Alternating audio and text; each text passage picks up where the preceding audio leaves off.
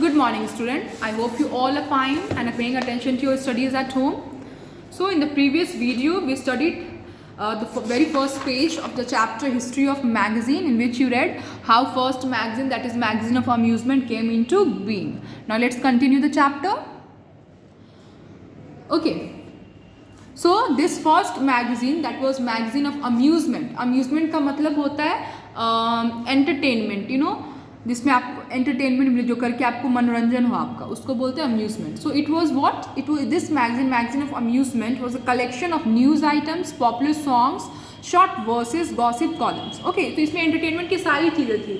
इसमें न्यूज़ भी होते थे, पॉपुलर गानों के बारे में भी डिस्कशन होता था, शॉर्ट वर्सेस मतलब शॉर्ट पोएम, शायरीज भी होती थी, एंड गॉसिप्स भी होता था. मतलब जो भी यू नो एंटरटेनिंग जो बातें होती, मनोरंजन की बातें होती, वो सब कुछ मिलता था उसमें. So it was quite good one, quite good for entertainment. The publication was strongly criticized and mocked by other writers. Criticize मतलब किसी चीज़ में नुक्स निकालना, किसी चीज़ में कमियां ढूंढना. mocked मतलब मजाक उड़ाना. ओके, तो दिस मैगजीन ऑफ अम्यूजमेंट ये पॉपुलर तो हुआ, बट इसकी बहुत मजाक भी बनाया गया इसकी उसको बहुत क्रिटिसाइज भी किया गया, इसकी बहुत बुराई भी की गई. क्यों? क्योंकि इसमें कुछ भी इंफॉर्मेशन नहीं मिलता था. It was only about entertainment. As the 1700s approached, an era of increased literacy, especially among women, gained popularity. There was a huge hunger in society for knowledge and wisdom. This made magazines extremely popular. Like our modern newspapers, the magazines of the 1700s were also published several times in a week. The review discussed essays about the events taking place nationally and internationally. The Tatler and the Spectator were two famous publications which were read by the common man. The manners and thoughts of the day were greatly influenced by these two publications. They were a balance between the in-depth knowledge found in books and the quick updates found in newspapers. Okay, तो जैसे 1700 century I, okay, this century saw a huge rise in demand for books, magazines and newspapers. Okay, जो women थे, जो children थे, इनके बीच literacy rate मतलब जो पढ़ाई लिखाई करने की, पढ़े लिखे लोगों की संख्या थी, पढ़े लिखे वीमेन और बच्चों की संख्या थी, वो क्वाइट इंक्रीज्ड क्वाइट रैपिडली, बहुत तेज़ी से बढ़ने लगे. अब लोग और ज़्यादा जागरूक होने लगे, उनमें पढ़ने की जो जागरूकता थी, पढ़ने की जो इच्छा शक्ति थी, वो और मजबूत होने लगी. And this lead to great demand of magazines. Okay, क्योंकि तब तक न्यूज़पेपर्स नहीं प्रिंट होते थे, सिर्फ मैगजीन्स प्रिंट होती थी. और जैसे अभी आप देखते हैं न्यूज़पेपर्स डेली प्रिंट होते हैं, वैसे उस वक्त मैगजीन्स जो हैं वो एवरी डे या वीक में 2 से 3 दिन प्रिंट होते थे. Two of the most famous magazines were the Tatler and Spectator. ये दो मैगजीन उस वक्त बहुत फेमस हुए फ्रांस में, और लोग मतलब इस मैगजीन से सीखते थे, इस मैगजीन्स को अपने लाइफ में फॉलो करने लगे, इस मैगजीन्स में जो भी बातें होती थी उसको अपने लाइफ में भी फॉलो करने लगे. Okay, so their lifestyle, their way of thinking, their thoughts, everything was quite influenced by these two magazines. इस magazine से बहुत प्रभावित हुए उनके thoughts. Okay, and they changed their way of thinking. They gave importance to knowledge.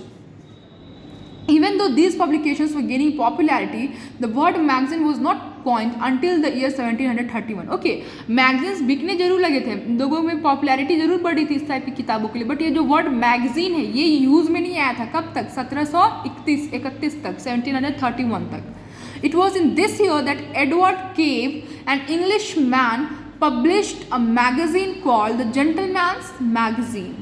The word magazine came from the Arabic word makazin, which means storehouse. Cave wanted to publish a magazine that would capture the interest of the general public. Thus, the Gentleman's Magazine was a mixture of essays, poems, stories, and political thoughts. Cave achieved. Okay, so अभी तक 1731 तक magazine word use में नहीं आया था.